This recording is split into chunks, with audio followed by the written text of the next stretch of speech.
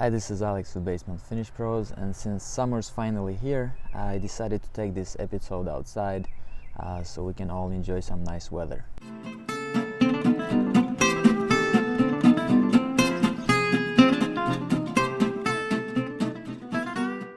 On today's episode, we are reviewing a basement perimeter drain.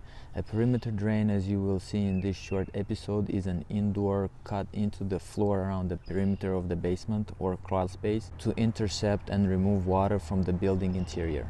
So the third thing we had to do is dig up an 18-inch wide trench along the foundation wall to expose the footing. Then we installed a perforated solid pipe on top of the gravel with the holes facing down, sloped towards where the sump pump will be, so that when the water level rises, the water gets into the pipe and gets drained into the sump pump barrel and then pumped out.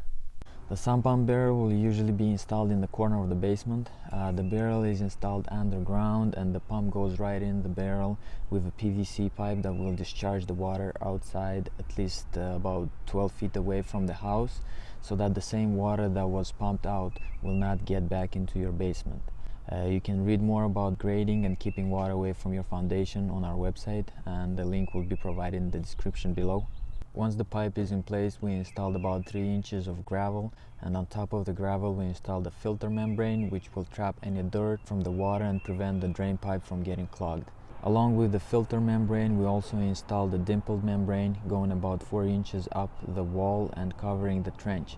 We installed that because due to higher pressure from the outside the house comparing to inside, with time there might be water weeping down the walls, and when that happens the water will find its way down the dimpled membrane and right into the drain. Once the dimpled membrane was in place, we poured concrete to fill up the trench, and voila, no more dirt and no more wet basement. This is it for today, but stay tuned for our next episode, which will be a full bathroom renovation.